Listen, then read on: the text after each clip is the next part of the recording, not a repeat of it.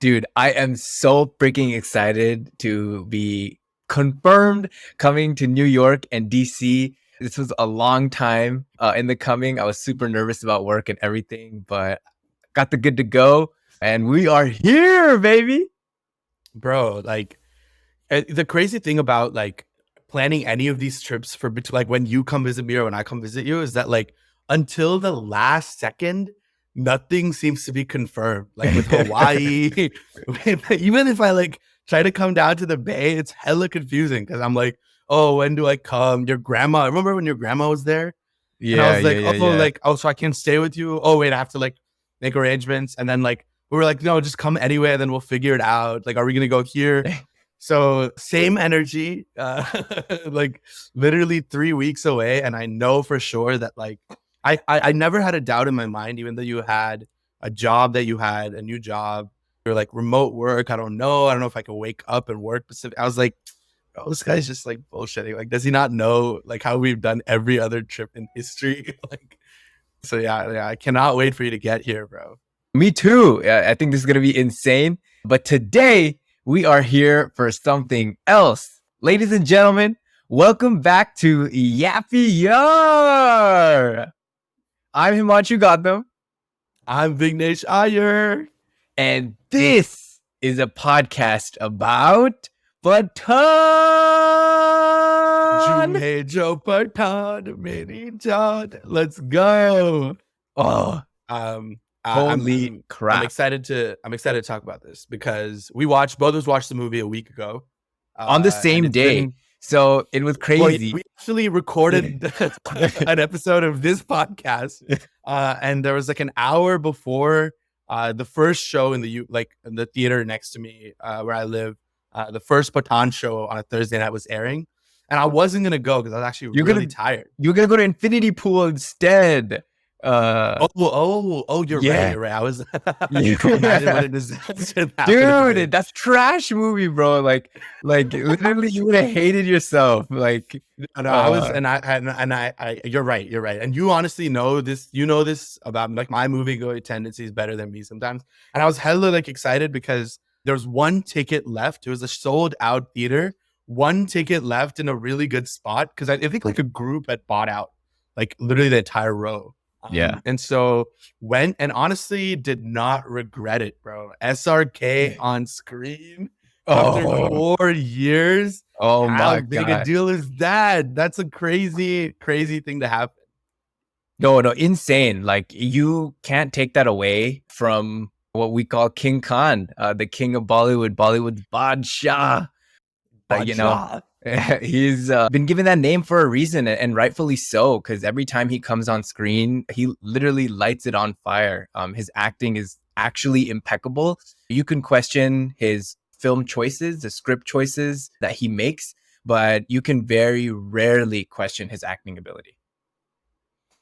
Interesting. Well, we'll talk about all that. I think that's the point of this episode, because I think you and I come at SRK with vastly different POVs, right? Like, and we'll talk about all that. But I do want to debut this hater take that I have on SRK. That, spoiler alert, like was completely, I think, debunked. And I have a whole new idea of how I perceive him because of this movie. But I have to own up to it. And my hater take is that I thought he was Dunzo. 2010 was like, let's be real, bro. And I had the right to believe this because of how bad 2010 as a decade was for Shah Rukh, right? Yeah. He had Om Shanti Om and My Name is Khan right before 2010, or My Name is Khan was 2010.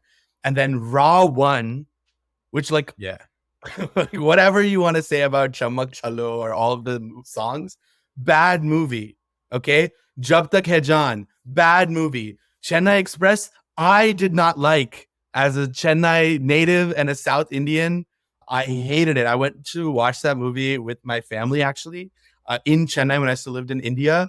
And we walked out of the theater, and my dad was actually furious that we'd wasted time watching that. I was pissed. My sister was pissed. The movie theater was hella far from home. It was a night show. We had school the next day. We were all in a very pissy mood. And so even though that was around the ghumake. Yeah, bro. Chashma laga ke. The Rajnikant tribute, that shit I can totally see how that was. Lungi dance, That's just how you know you don't Uh, know anything about South India. tough It's to like watch. North Indians making a movie about South India is like, that's exactly what happens. Lungi dance, Yeah, trash. yeah. So that happened, right? And then there was a real spiral because Happy New Year, dud, Dilwale, dud, Fan, Raiz, fucking Jab, Harry Met Sejal, duds. And then this big movie where he like used computer graphics or whatever the hell to like downsize himself to play this like, I don't even know, like dwarf character. Dud. Zero. Exactly. Zero. So I had fully predicted that. And also parallel to this, what was happening? Salman Khan hit. Amir hit. I was like, he's like the Khan that died or whatever. But Pathaan completely changed that for me. My initial Pathaan reaction when I went and watched it, it was something that was going to revive the Indian cinema box office just because of scope, scale, the way that his stardom was presented on screen. Like you could see that literally no one else in the Indian cinema industry could carry it like that. And so, yeah, what did you think about when you watched it? Also, like, when did you also watch it the same day I watched it, right? Yeah. I went the same day. I went with the boys, Ayush, Varun, Sarthak. And I think Shout that out. made, yeah, no, I think that made the experience so much better because we would just like look at each other and laugh at some of his witty dialogues. And we actually had a pretty full theater too. So, you know, the moment that SRK comes on screen, we're all hooting and yelling and it's just an uproar, you know? But as a film and as a movie, I think it missed the mark for me. I think it probably shouldn't have been made actually. But I mean, let's take a look at like the box office numbers, right? Like, is this movie a hit or a flop?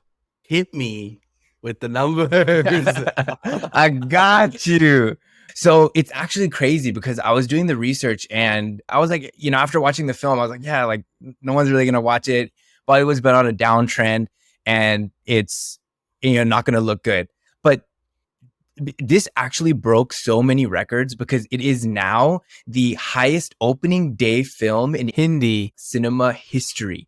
It opened at Yep. like, I think 58 or 59 crores or something like that. Just domestic, right? Yeah. And so now KGF Chapter 2 was in contention, and so it just beat that out. And worldwide, it's already done 700 crores in 9 days, and almost gonna hit the 400 crore mark just in India. So it's already beat the other films in its so-and-so called franchise, Ekta Tiger, Tiger Zinda Hai, and War. So like commercially, this movie is a thunderous success, which was news to me because it's wraps around to the point that you make as Shah Rukh as a star, you know? And I think that value got revived is that like he still has it, you know, like regardless of what I thought about the movie, like his acting was so on point, you know, he just looked like a bad ass. And at 57 to be shredded like that, oh my God. That's like crazy. That's crazy. he I do want to talk about like the nature of his stardom. I couldn't agree more about that distinction that you make about this movie works not because it's a good movie, but because it was written with a star like Shah Rukh in mind to carry it, right? Like it works because he is front and center on screen. And when he is in the movie and mainly spotlighted and showcased, whether it's his acting talent, specific lines that are written for him, even the intro scene, just the kind of tempo and rhythm of the way that he delivers his line, the villain or one of the goons who's like held him captive, exchanging that line with him, setting him up to say Pathaan is back. And like that literally happens within the first 5 seconds. It was like scintillating stuff. At that point, it kind of hit me where I was like, this could be, because in the trailer, you and I watched the trailer together. We know that like we knew what was going to come in terms of the visual effects and how lackluster that was going to be, or some of the just story aspects, right? Like some of the far-fetched, and we'll talk about all of that in detail, like the far-fetched aspect of like the story, loopholes, all of that stuff. But in that moment, like just the first starting like 5 to 7 minutes, I was like, I honestly don't care if that is all true anyway, because of how much I trust how they're going to showcase his talent for the rest of the film. And that's kind of what happened. But yeah, let's get specific. I want to talk about like the basic story arcs. Do you want to do like a plot synopsis of like what happens, and put it in context of like the larger cinematic universe that this movie exists in? Yeah, so I think the reason why this movie is kind of big is because it's part of another universe, Yash Raj film universe, with Tiger Zinda Hai, played by Salman Khan, and War, who Hrithik Roshan is, the main lead in. And I think that's what kind of brought around the biggest buzz for the film, because Salman is actually in the movie. So when you put all of those stars together on screen, that is what's the selling factor, right? That's what people are actually there to see, because the age of big mega stars coming on screen together like doesn't really exist anymore. We really haven't seen that. Whether multi-stars just doesn't happen in the North.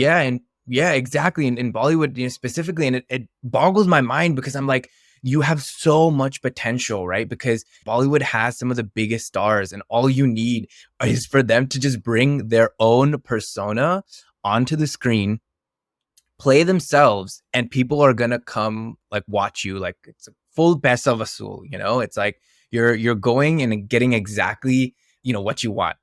And so that in that context, I think I'm happy with what they're doing, that they're even bringing this onto the table, that Shah Rukh and Salman, like two of the biggest stars in Bollywood, have come together to do this. I think they've also realized that they're probably nearing the ends of their career, and they probably can't be pulling off some of the action scenes that they are doing in these movies if they get any older.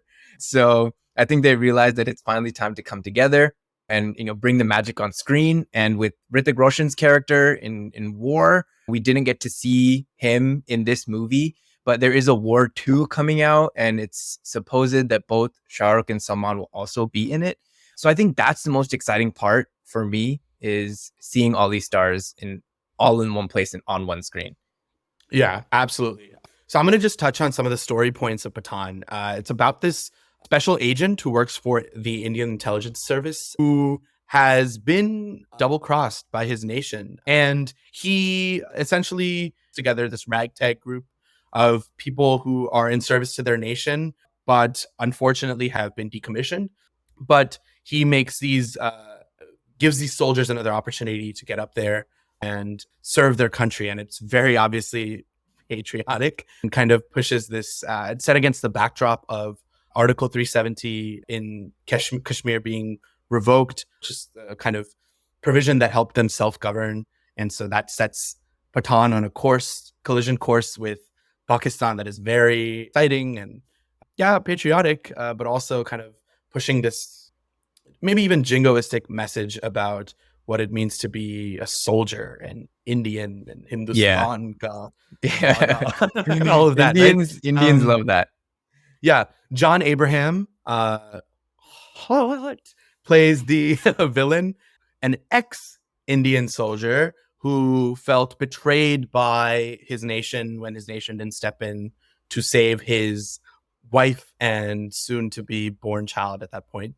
And Deepika, who is the main actress in the movie, plays an ISI agent, ISI being the intelligence service for Pakistan, who knows where her allegiances are, right? So it's kind of this like Mission Impossible inspired spy thriller where you can't really like look for logic. And you could, if you wanted to, poke so many holes into the story arc. But let's talk about our favorite parts of the movie, because I don't want to get bogged down by like nitty gritty details about whether Pathaan was able to actually like do any of the shit that he did in the movie. So yeah, favorite parts of the movie. What were your favorite parts? Dude, I think for everyone who knows me, I have, been a huge Salman Khan fan. And so when I saw him on screen, oh my God. Like I knew all my friends are kind of confused because I was hella pushing to watch this movie like as soon as we could, and all my friends were like, okay, like I'm not that keen, like we can still go. And once they saw Salman on screen, they're like, okay, this is why he wanted. uh, so Folks, I just want to give context a little bit. Himi used to have us. Let's like in the edit, we'll see if we can like add this in. You had a Salman Khan poster in our college dorm for the 3 years that we lived together, and at one point it felt like the poster was positioned perfectly in the wall, where it felt like Salman would stare directly into me as I was trying to fall asleep. Because we literally lived in like different apartments each time, and it was always there. It would just come with him. Yeah, this man loves Salman Khan. I don't like him as much anymore. Clarification statement, and his choices have been questionable, but I think he is like the action star. And I think that's the things that he does, no one can really pull off as well as he does. And so the character Tiger phenomenally like suits his acting type a little bit more, in his body and physique. He's known as like the kind of macho guy, kind of cool, collected, not really, like giving a shit. The moment he comes on in that train scene and he just starts beating the shit out of everybody, and that action sequence was actually my favorite action sequence in the entire movie. Like there was one scene that was like, it was a single shot, and I was like, oh my god, this is exactly like what we needed. And then both of them are like fighting together, and just like it's like, oh, finally, bro, like this is what I've been waiting for, right? Like as a fan, it's great to see your single hero films, but like there always can't be just one guy, right? There's always people who are made just like him, who have different strengths and abilities. And I love getting a team. I think movies are way more fun when there's a team involved rather than just one person carrying it the entire time, because it can get redundant and a little bit boring. And so it definitely lightened up the mood. My favorite part was Deepika Padukone. Similar to Himi and his obsession with Salman, anyone that knows me knows that I have been like obsessed with Deepika since I was like a teenager. I remember seeing her in Ye Jawani Hai Diwani as a 13-year-old in the theater in 2013, and like walking out going, I have unlocked new feelings as a human being.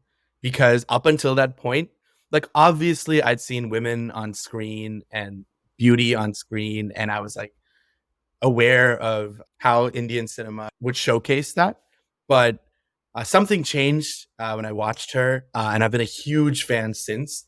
And she has also kind of been absent a little bit from the screen. She had one release in 2020, and that was also kind of a content-driven film, right?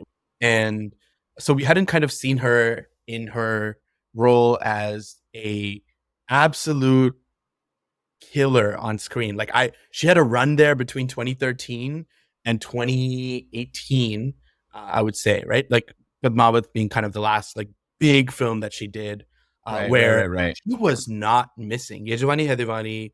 I think it started with like, what was that movie with Saif that she did? Cocktail. It started with Cocktail. Yeah, Everyone was yeah. trying to write her off. She was not doing so well in the box office. She didn't even have a movie come out in 2011, I think. So 2012, she comes out with Cocktail, plays this kind of party gal that plays against type for her, for whatever she was playing, and people were impressed, and that kind of set her on course. Race 2, Ye Jawani Hai Diwani, Chennai Express, Shah Rukh Khan again, the movie that I told you I hated. And Happy New Year, she did indie alternative movies with like a few other actors who are also in this movie, Dimple Kapadia, called Finding Fanny, but she was also making these massive movies. In 2013, she also had Ram Leela. She also did that was set her on course for her 3 movies with Bollywood's big Sanjay Leela Bhansali. So she did Bajra Mastani, put her on the map again. She went off to Hollywood, did Triple X with Vin Diesel, and she came back, did Padmavat again. She did indie again with Amitabh Bachchan, Piku, one of my favorite movies of all time. So good. In Bollywood period, like Irfan Khan and Deepika Padukone just killed in that movie, and Amitabh Bachchan. So I've been a huge fan. So For me, I think I've maintained this opinion for a very long time. Alia Bhatt, who's another actress,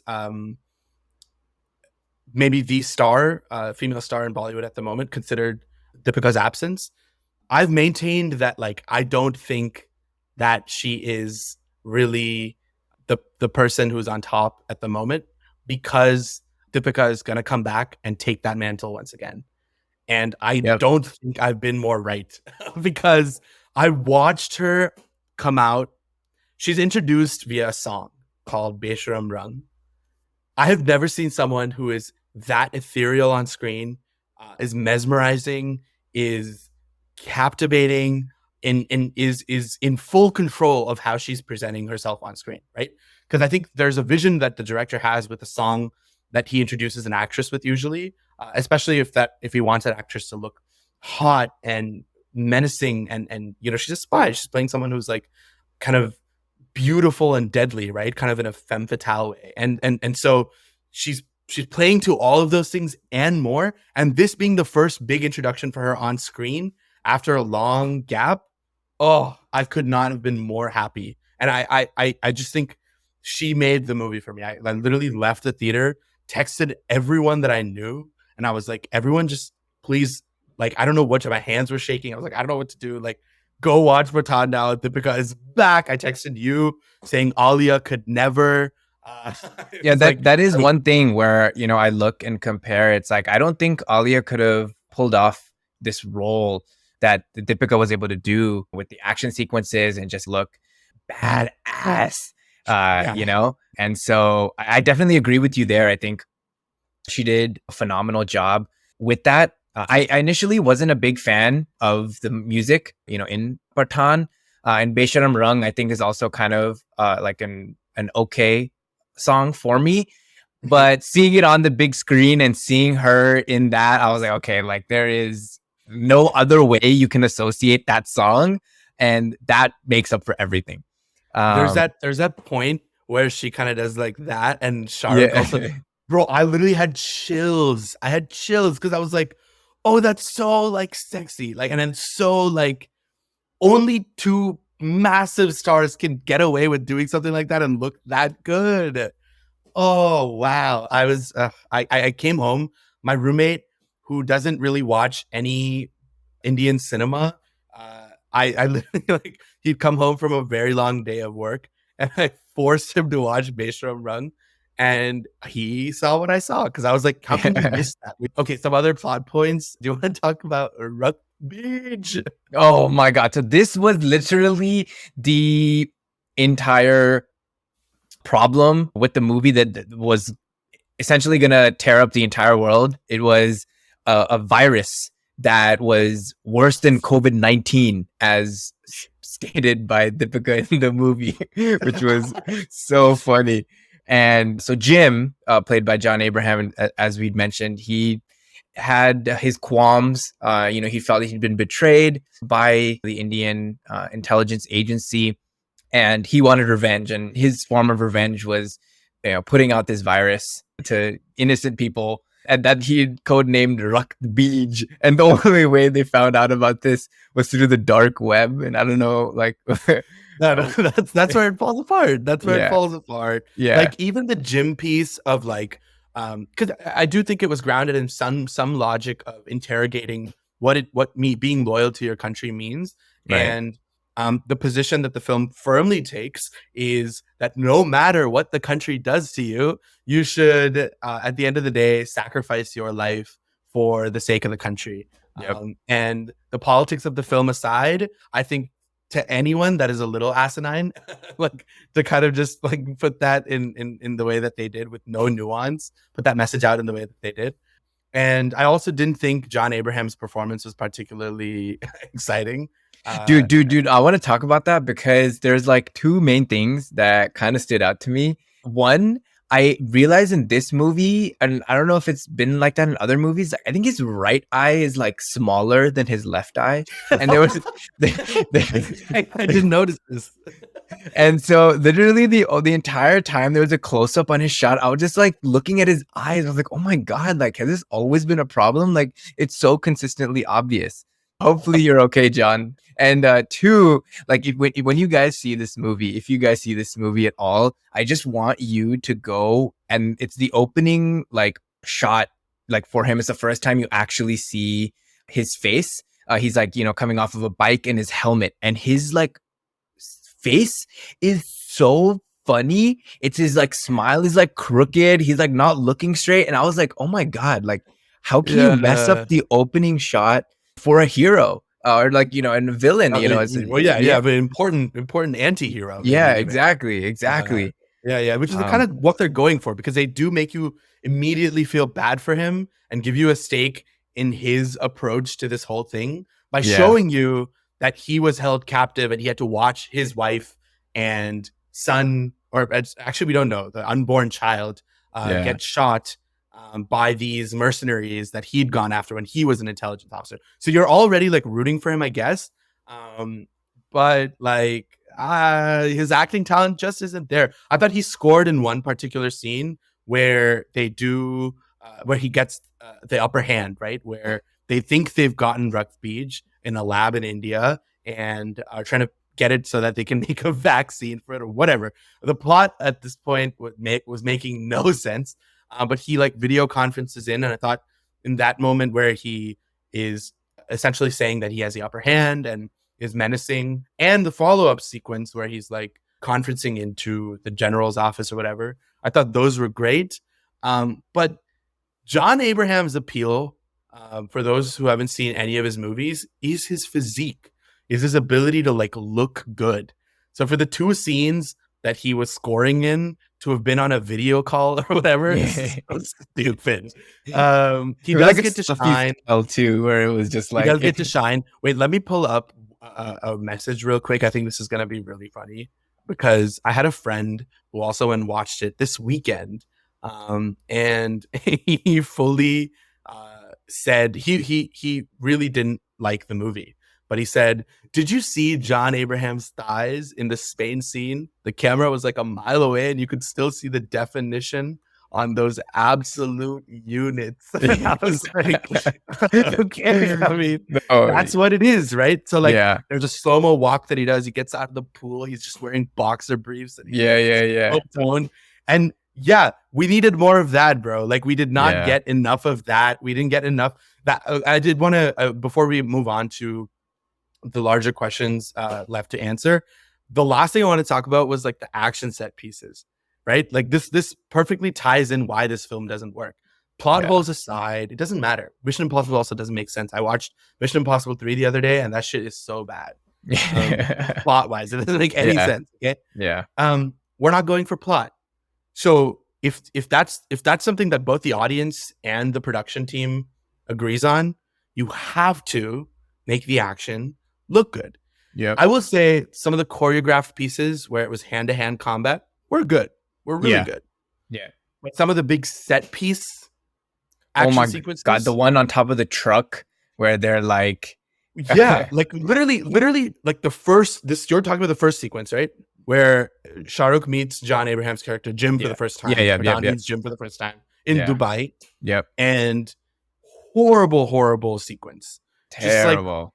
just in complete contrast to what we had just seen, like in the hand-to-hand sequence when he gets Yes, out and escapes from Africa, yeah, right? Like I thought that yeah. was so, it just was like, yeah, Yeah, Shahrukh's like opening scene was so sick, where he's like has a shotgun and they have like a first person POV, and he just like blowing through everybody. I'm like, oh my God, this is what like we need more of. Like, cause like Bollywood, that's one thing that they don't really do as much, and I want to see more in films is like first person POV, because I think there's a way to make that look like really cool and and even keep it slick, right? There's a way to keep, and yeah, they did it for them. For the first time, I thought a Bollywood action sequence was slick yeah, because usually they do slow mo, and we were talking about this yeah, when we watched another movie this week, where when a gangster gets like kicked or whatever, yeah, it's like you can hear them dying, and no yeah. one dies like that, or no one like none of that. It was just like good, well mixed sound with great choreography. And then so there's that bus scene. What do you think about the ice skating scene? Oh my god, dude! That Go like off, go off, go I've off. seen so many memes of that where people are just like in the snow and they're like, you don't need to go watch Pathaan, where they just have like the title track and they're just like pretending to like slip on the ice and they're like moving to like go get the Rakta bead or like some random object lying on No, the it is that. floor. Yeah, This is when yeah, they're fighting to get the vial of the yeah. Rukt The beach. orb. Yeah. Yeah, the orb. Yeah. And Deepika's was like the most insane because Okay. Let's put it in context. Two motorcycles, Shah Rukh on one, John yeah, on one, yeah. racing each other on a sheet of frozen ice. There's a lake in some foreign country, Yeah. and they're literally on ice on these bikes. Yeah. And the whole thing already looks fake. It like looks so insanely awful. fake. They're like hella far from like in the middle of nowhere, and all of a sudden, like Deepika comes out on ice skates and skates all the way to the middle where they are. Like these guys that are on motorcycles, like how are you that fast, bro? Like what kind of ice skates you got? Like hook it up, girl.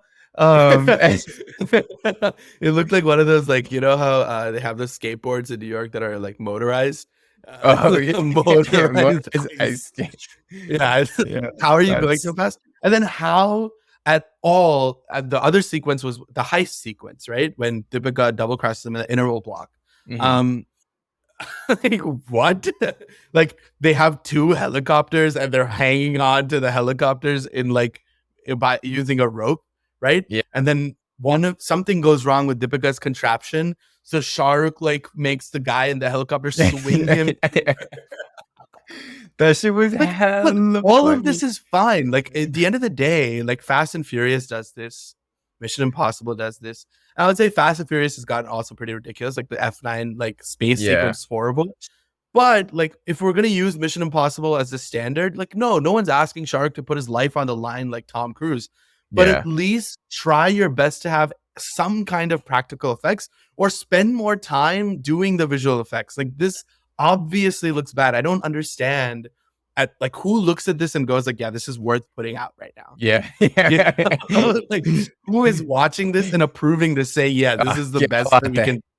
Yeah, bro. And especially in a country that has done RRR, which we'll talk about eventually, like as we get closer to the Academy Awards. But that sequence where they have those circus animals come out, like, yeah, we know it's VFX, but just the sheer inventiveness of the sequence, the imagination to do something like that in the first place, the way that, you know, it plays out between practical effects and actual visual effects. Like, just try a little harder. Like, this is a star vehicle. Yeah, so that was very disappointing.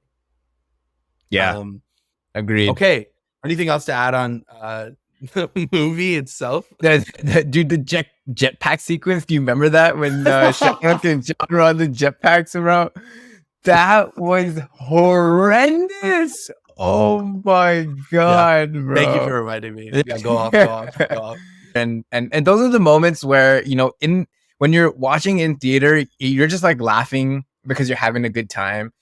You know, and then you come back and you look at it and you think about it and you're like, what the fuck did I just watch? What the hell am I watching? You know, it's like, god damn. It's like, how can I recommend this movie to someone and be like, okay, yeah, it's not, you know, you're not watching it for it to be a good film. You're watching it to kind of, you know, putting caveats on a movie that like shouldn't have caveats, right? You're like, yeah, go watch it. And I kept saying this. I was like, go watch it. Go watch it with friends. And like, you can't take everything too seriously. And it's like, no, like I don't want to do that for a Shah Rukh movie. Yeah, exactly. I want to tell people with my full chest that it was amazing and for people to go watch it. Like I can't be like, oh, like forget about the action. It's okay. It's like bad. Oh, you know what? Like forget about some of the dialogue. It's like kind of shitty. Oh, the film has plot holes. It's like, so at what point is it like good?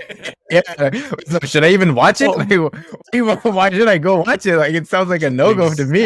You know, and I struggle with the same thing where I'm like, you know, I want people to understand like his like stardom and where he comes from, but he has so many other films that are so much better that you need to see in order to understand why this movie is doing so well at the box office. Yes. Which actually kind of gets to my next point, the idea of film universes. I think we've been seeing this across Indian cinema, Bollywood and regional cinema. So in Tamil, for example, this director, Lokesh Kanakaraj, who has been making a series of really commercially successful films that are really quality. You've seen a couple of them, right? Did you watch Vikram? Yes, yes, yeah. I watched Vikram. Yeah. Okay, which starred Kamal Hassan, also making Yep. his comeback, Yep. legend of Tamil cinema and maybe even Indian cinema. Um, and so he's building a universe of films that he's been making in sequences, in a sequence, and has had actors from each of those and characters from each of those appear in all these films to make a larger universe of films. Um, I know that even within Hindi cinema, there's a bit of a film universe with Brahmastra. We don't know what part two is gonna have, but it seemed like there was a silhouette of Ranveer and Deepika, so we don't know if they're going to be added. Yep. And Yeah. like you said at the top of the show, this is also part of it, part of the universe. I have not seen Tiger Zinda Hai or Ekta Tiger, the Salman movies, that are part of the universe. Yeah, we gotta watch those. We gotta watch those because yeah, of course, I think he is, out of all of those trio of characters in that universe, I think Salman's character is the best. And I think he, not only Salman, but Katrina, like I think she is the reason why that film, especially in the second movie, because she actually carries the second film. And I think her character is just so like badass. Like I think that's one area where she outshines Deepika. Is I think Deepika like looks like very attractive and like knows how to act, but when it comes to action sequences and fighting, I think like Katrina is I holds just think I just is on think you're wrong. yeah Just yeah kidding. But it's, so I think that's one reason why we have to watch it, because I want you to see her performances, because I think that will definitely change your opinion about that. But I think that's why that stands out. But in terms of film universes, we have actually seen one already come out with Suryavanshi, Simha, and Singham. And so that we have seen, and I think doesn't really work for me also, because you have like Ajay Devgan, playing Singham, and he's had like two, maybe three movies, I forget, that have come out as solo films, just him. And he, plays like this police officer. Cop universe. Yeah, right? It's a cop universe. Yeah. So he plays a police officer, and he's like the good guy, always fighting for what's right. And there's always like a stereotype kind of in Bollywood films where most cops are often corrupt because they don't get paid well, and they can work with politicians, and so he fights against that. And so it's basically a crew of like good cops. And Ranveer Singh had his movie Simba, which me and you didn't like at all. And Akshay Kumar also had his movie. Do you have a Simba story? Do you remember when you watched it? Dude, yeah. So I went and watched it with my family. It's actually crazy because it came out, and I love Bollywood like cop movies. Obviously, I love Salman, so Dabangg is a pride and joy for me, the gold standard. And so I'm like, all right, like it's what kind of changed. There's like a Salman, if you want to bifurcate the career of Salman, there's pre-Dabangg and post-Dabangg. Yeah, exactly. And then another bifurcation is pre-Race 3 and post-Race 3. But that's a whole nother discussion. So Dabangg you love, yeah. And so Simba. So me and my family went to go watch like Simba in like the movie theaters, and we came out, and I was like so disappointed because like, one, I love Ranveer. He's like one of my favorite like newer generation agreed actor. Because I think his acting ability is insane. He doesn't come from a film family, and he's married to Deepika. So I mean, he's got everything working for him. And I think he played off-screen personality. Yeah, great off-screen personality, and I think he played the character like really well. It's just like, the film, and it's so Rohit Shetty is the one who's, kind of creating this universe. He also made Chennai Express. I think it only works every so often, right? And I think it's so hard, especially in like a cop universe, right? Like, how do you differentiate which cop is better than this, other cop? How is Ajay Devgan better than Simba? Okay, Simba is newer. Okay, fine. Simba is like learning from Ajay. Okay, but then how does Akshay fit into that? Like how does the power dynamic between Akshay and like Ajay work? What do each of them bring to the table that the other person doesn't have? Right. I talked about like how important it is to bring a team together and have different skill sets, where it's kind of like the Avengers, right? Not every Avenger, everyone has their own superpower. So everyone has their own ability that they're bringing to the table. But with this cop universe, it's like, okay, like what are you bringing to the table? And the same, kind of very similar to how I felt about this universe as well, because I've seen, Tiger and Shah Rukh. And so, circling back to the point where I was making in the beginning, where I was like, I don't think this film should have been made, is because I don't think we needed a new character for Shah Rukh. I think all we needed to do was take Dawn, Okay, we have a character in Shah Rukh in Dawn, right? He has two of those movies, both of them bangers. Okay, right? He's played this like badass guy, but he doesn't play like the super macho man and doing the crazy action like scenes. He's more the brains, and it's a movie about him thinking about how he's gonna outsmart the police, not outpower the police, which is where I think Salman shines. Where I think Salman is more of the body and the bronze. And Shah Rukh could have been the brains, right? But now you have Pathaan and Tiger who basically do the same thing. And you have Kabir from War, who is also literally the same. And so, yeah, Hrithik Roshan. It's like, okay, what are you guys bringing to the table? Why should I watch all three of you on screen? Like, how does your on-screen characters make your team like that much stronger? And so I think that's where this whole universe thing kind of starts to fall apart for me, where it's like, okay, like I love and want to see you on screen, and people are going to go watch you, and I'm still going to go watch you because, I want to see what magic you can work. But in the bottom of my heart, like I feel so sad because I feel like it's a waste of potential, right? It's like, damn, like let me get a chance to put these guys on screen, and like see soon, soon. and like see what will happen. It's like, and I'm so confused because I'm like, who are you guys talking to? Who are your writers? Like, who are your like decision makers? Because I want, and not only me, like so many others want what's best, and we know the potential that these actors have, and I'm just confused why they can't see that potential and what the roadblocks are in that scenario. But even though we don't have that to look forward to, Shah Rukh does have more movies coming out this year, surprisingly enough. When was the last time he had 3 movies come out in 1 year? Probably sometime like before 2000, I want to say. I don't even remember. In a year? Yeah, that's insane. That's actually insane. Yeah. So his next project is going to be Jawan, where he plays a double role. So Jawan, for those of you who don't know, in Hindi means like young, like youthful. And so when I saw that, I was like, it literally reminded me of the Gemini Man. And I was like, oh my God, I hope to God that this movie is nothing like that. But it's crazy because it's directed by Atli, who I know is a very near and dear to your heart, super famous Tamil director. And he's changed the game. And Vijay Sethupathi is the main villain. He's always, super badass. And the main actress is Nayanthara, who you recently showed to me. And I was like, damn, like she's so beautiful. So it's crazy because I think these are the types of films and the joining of the North and South that we need to see more, that I think is going to bring out the best films from India. Because I feel like it was so divided before. And now that we finally have that cohesion where it's like, okay, like we can actually work together. There's nothing stopping us from doing so. So I think, Atli, when he came into the scene in Tamil cinema, you watched his directorial debut when you were with me when you came to DC in July, and he was part of a crop of new voices in 2013. Like between 2012 and 2014, there was a whole new generation of Tamil directors that made their feature debuts, and he was one of them. And his second movie was with Ilayya Thalapathy Vijay, who is one of the biggest, if not the biggest star in Tamil cinema right now. And he made a series of movies with him, not a universe or anything. It literally like different movies, but they worked together for like 3 films, and those broke their own, like each film broke the previous film's box office record. It just like kept pushing the kind of box office and star mantle that Vijay had taken up further and further.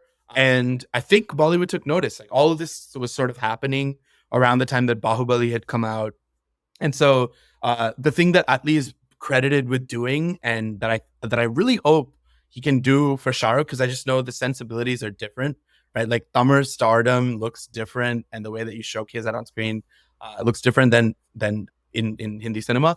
But what he did with Vijay is essentially rebirth his star persona in a lot of ways, and kind of give it this new flair, and tell stories in a way that kept what was interesting about that star core to the story, while still creatively engineering stories that still resonated with audiences. Didn't feel hackneyed, didn't feel repetitive, didn't feel like Pathaan did in a lot of ways, technically inept. We could see that there was craft and skill and technical excellence that went behind this absolute powerhouse of an actor. So I'm so excited that he's doing a film with Shah Rukh and bringing Vijay Sethupathi, who's also a Tamil superstar, but kind of in like a Nawaz role, almost like what Nawazuddin Siddiqui is to Hindi cinema. I think in a lot of ways there's similarities to Vijay Sethupathi. I would say Vijay Sethupathi has had more like commercial roles. He's called Makkal Selvan in Tamil, which means the star of the people, or the person, the man of the people. And so he plays a variety of characters. He played a villain role previously in Vikram Vedha, which is kind of was unprecedented at the time for someone of his caliber to do so. Vikram Vedha was recently remade in Hindi with Hrithik playing Vijay Sethupath's role. So he plays all these like really meaty roles. I'm really excited for him to play the villain. He also played the villain in a Rajnikant movie. That was also amazing. He played the villain in Pete. So this is not new to him, and I'm so excited because it's a meaty role. Nayanthara is the queen of South Indian cinema. She was one of the first actresses to star in her own movie as the leading character. Kolamava Kokila, which was remade into Good Luck Jerry, I think, by Janvi Kapoor, paled in comparison to the original. I just want to say a black comedy, which was unprecedented for actresses at the time to like be that successful, make a quality movie where she is the star. Oh, I'm so excited for that movie, bro. Like, I think the talent is there, the right actors are there, the production is going to be opulent, and Shah Rukh, oh, I'm so excited. So, and the rest of the special appearances are also really sick. Like Priya Mani, who was in Family Man, is going to be in it.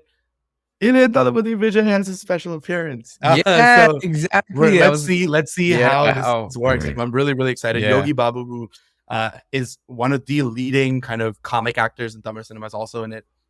And then the other project that he has coming out is Dunki. I'm actually really excited about this because it's with Rajkumar Hirani, who is Bollywood cinema's premier director. He did Three Idiots and I'm blanking PK and the big Amir Munna films. Bhai, MBBS. Yeah, so he's done the biggest.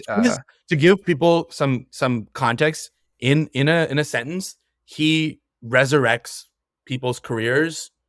He did that for Sanjay Dutt. He did not resurrects, but kind of makes their signature film. Did that for Sanjay Dutt, Munna Bhai. Did that for Amir. Not that Amir needed it, but did it anyway. PK was like an insane movie. Yeah. Did it for Ranbir, Sanju. And will likely do it for Shah Rukh. Trust, I don't trust anyone more to take care of it than Hirani. Yeah, Hirani doesn't miss. I don't think he's had a bad film. And so that's why I'm super excited about this. Dunki is, translates to donkey in English. So I think we're going to see a... Did you watch that promo where there's that Shah Rukh comes with a backpack and he's talking to Hirani and he's looking at all the posters. He's like, at all these stars. Amazing success with him. I wish he asks me to make a movie with him, and he does. The film ka title ka Donkey. And it goes Donkey. Donkey. There's the whole sequence, and I'm just excited. That energy is so palpable, and it was literally like a 20 second, or like not 20 second, maybe 2-minute promo clip. I'm really excited for Donkey. Okay, so I do want to have a conversation to wrap up about Shah Rukh in the current state of Bollywood in general, what the success of Pathaan means to it. I don't know if you've been following the kind of press tour that he's been on since Pathaan's been breaking those records. They had a huge press meet that kind of really had some amazing press gems. Like there have been IG reels, YouTube videos circulating about all of the answers that he gave in that press meet. And I just want to say, Shah Rukh over the last week has basically shown the world what it means to be a star, because if you watch those videos, they're a masterclass in stardom. Like, how do you carry yourself as a star when you're not on screen, and how does that augment your stardom, right? Mm-hmm. Every one of the answers that he's asked, like, because they're all like very like they're all leading questions, right? Like all these journalists are asking questions about 500 crore, like 600 crore, 1000 crore ho jayega, and all these like things that they're saying, and they're kind of like hyping him up. Yeah. And every time, without a doubt, he meets them with humility, right? Mm-hmm. He doesn't take credit for it. He automatically gives credit to the director. There's this one famous video that's now been going off on IG where he's like, Deepika hai Amar, main hoon Akbar, or John is Anthony. And like, Amar, Akbar, Anthony, like, this is what is going to, which is a reference to a 70s Bollywood film starring Bachchan. It's like a masala, like iconic masala film starring Amitabh Bachchan, Rishi Kapoor. And so like he talks about how it takes teamwork. Thousands of people are involved in making this film. It's not just me. In fact, I'm not even like the most important part, even though it might seem like it, because of the thousands others who are working on this film. Yeah. He talks about how be gracious when you fail. He's like, no one likes to fail, and it does hurt because we work really hard to make these movies for you. And he says, pyar ke liye, like we're hungry for love. Like, we're starving is kind of what he says. Pyar ki pyase. He says like, he says book. He uses the word book, right? He's like, I'm literally like hungry, and we are who we are and are in this position because of you. And he constantly like is humble and gracious. And it's funny, there's another part in that interview where he goes, if you failed, if there's a flop, take the weekend, because the movie comes out on a Friday, take Saturday and Sunday to be sad and get to work on Monday, bro. Yeah. And case in point, photos have come out over the last few hours of him on the set of Jawan, those bandages. He's back to work. He's grinding. He's not sitting back going like Pathaan is success. He's grinding. The last thing I want to say, and I think this really sums it up for me, for why he is just the ultimate star, and I don't think he's going anywhere anytime soon. In fact, I think he saved Bollywood, because we were kind of like going like, oh, what do we do? Like, all these movies are failing. It was the interview that he did with David Letterman on David Letterman's Netflix series. My next guest is that interview was released in 2020 during the pandemic. It's a little dated, but what he said stands out. He said, I'm not half as talented as I think I am. So listen, if I can't do it with my talent, then let me get into the hearts of people. And if they love me, then let me be nice and good about it, because that's what's going to continue to keep me at the top. Is essentially what he says. And so that's something that he understands, right? He understands the essence of stardom isn't your ego. You actually might not even have anything to do with it, because people decide. Yeah. Right. And I think like he understands it in a way that the newer generation just does not. Save yourself for the screen. Yeah, keep exactly. the magic. Keep the allure. Keep the intrigue. Why are you putting this is in reference to like something that we talked about in the Karna episode too. Why are you putting so much of your life on social media? Like, yes, there's immediate engagement and immediate gains, and it seems like everyone wants to see you all the time. But where does it take a beating? At the box office. No one wants to come watch you in your movies. You made this point too in the previous episode. I think the one actor who's got it right is Vijay Deverakonda. I don't know if you remember in the current episode, he talks about how he's been inspired by Shah Rukh's Delhi story. He wants to be that for many people. Shah Rukh was not from the industry. Yeah, he came from Delhi with a dream. It was a pipe dream, and here he is, Badshah. And Vijay Deverakonda talks about how that inspired him to kind of do the same, right? And Liger, complete utter failure, and he's nowhere to be seen. He's not on social media. I think he's one guy that I do think understands the power of saving yourself for the screen, keeping that magic in an era where people are all too accessible. So now I want to throw it to you for that end credit scene that you wanted to talk about. Yeah. No, and totally, I agree with everything that you said, because I think he is so humble when it comes to how he perceives his success. and just the type of person he is. Anytime you ask any celebrity about Shah Rukh, they'll be like, you come into his home, Mannat, and it literally feels heaven on earth essentially. And it's like the way that he treats you from the moment you arrive at his house to opening your car door for you as you're getting in to leave, being that host and that individual that everyone kind of aspires to be like, and having that like almost idealistic personality where it's like, oh damn, like I kind of want to be like that. Where I think that is what shines the most in his stardom and what makes him so special. And like as you'd mentioned, but who's gonna carry the mantle though? Beats me, and I hope that someone realizes in terms of the stardom that we don't have that anymore in the industry, and we need more of it, because that's what's gonna keep bringing audiences to the screen in an era of, like, and it doesn't even have to, because who can be Shah Rukh, and he comes from a different era.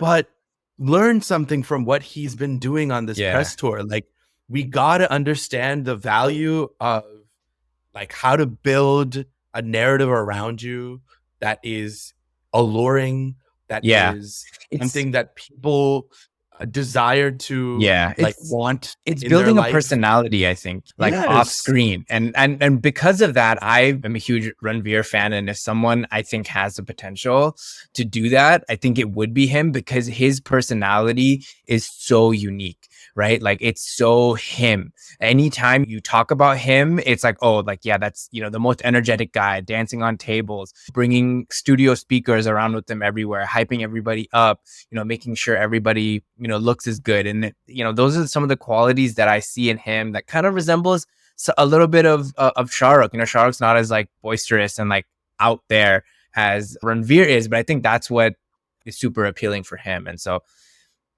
I think that would be my pick for, the new, superstar or star. But I would actually say Ranveer. I know I've gone in on Ranveer before, but I was listening to an interview of Tanmay talk about this, because he's like, he talked about like his interactions with stars, and he's Anupama Chopra, who's like this film critic, right, is interviewing Tanmay, and Tanmay goes, like, she asked him, she's like, just is the allure gone? Like, because now that you have access to all these people, like, do you feel that? And he goes, yeah, kind of. Like, I'm friends with Arjun. Like, I hit them up on Instagram. And then he makes two exceptions. He said with Shah Rukh, it's just like, you can feel it. You're like, when you stand next to him, you can like feel it. You can literally like, you're like shivering, like you have like goosebumps. And then he goes, with Ranveer too, you feel it a little bit, because he also knows how to be private. And he waits to put himself on screen and put everything he's got on screen. I didn't love his Brahmastra performance, but it's undeniable that it's tried something new. Sanju, I didn't enjoy as much as you did either, but still, like, amazing performance, dedicated performance. Gaps between his movies, doesn't keep pumping bullshit out, like waits to make something good. And I do think has the acting talent moving. Like, I think it entirely comes down to how he transitions out of this like boyish charm phase that he had going for most of the 2010s into like, what does an adult 40-year-old man in Ranveer look like, right? Because he still played a boy in Brahmastra, like happy-go-lucky, like Shiva, like all of that. And so I do think he's my pick. So yeah, and it makes sense, because it's been Ranveer versus Ranveer for the last few years. And I also think in terms of just like pure storyline and gossip potential, that those two have the most potential to create the most exciting rivalry in Bollywood. They're also married to two queens as well. So so I really do think adds to the spice a big role. A huge role. All right. Damn, what a pod. Crazy. Damn, what a pod. Crazy. I think I don't have anything to add. Are there any big Hindi movies that are coming out that we should look out for? You know what I'm really excited about? We talked about this, that romantic series on Netflix. Oh, on Netflix? Oh, yeah, that's definitely coming out. The creators of Indian Matchmaking are coming out with this series on Netflix that interviewed basically everyone important in Bollywood, in the history of Bollywood. Like, Bachchan is on it. Rishi Kapoor, who sadly passed away due to COVID, but he's in it. Madhuri Dixit is in it. All of the new age actors, Ranveer, Alia, Deepika, literally everyone's in it. And then Aditya Chopra, the empire that is Yash Raj Films, that he inherited from his dad, is in it. And he's known to be, I didn't know this, he's married to Rani Mukherjee. Did you know that? Yeah. I didn't know that until very Yeah. recently. Anyway, he is known to be a very private person. There's not even Yeah. photos of him online. And they touted this interview that they got with him. And I'm hella excited to hear what he has to say about films, about the state of Bollywood. So he's given, you know, the industry some of the biggest. He's a legacy yeah, filmmaker, film producer. Yep. To hear from him is going to be exciting. Films wise, I actually don't know what the slate looks like moving forward. Dude, next week, Farzi with Shahid Kapoor and Vijay Sethupathi. It's coming out on Prime Video. Yeah. I sent you the trailer for that. Oh, that's going to be our next episode, folks. Yeah. Yeah, hands down. Already predicted. I'm a huge, you know, Shahid fan, and you know, Vijay Sethupathi always delivers, and so I think the storyline. My God, Makkal Selvan. Yeah. So say it. Makkan Selvan. Makkal Selvan. Makkal Selvan. Yeah. Let's go. Let's go. People, baby. That's what you have to look forward to. But if that's all, seeing as it is 11 p.m. Eastern here, thanks for tuning in. Wrap this up. Everybody, for this episode 3, a special one, and can't wait to see you on the next one. Yeah, catch you on the flippity flip. Bye. Peace.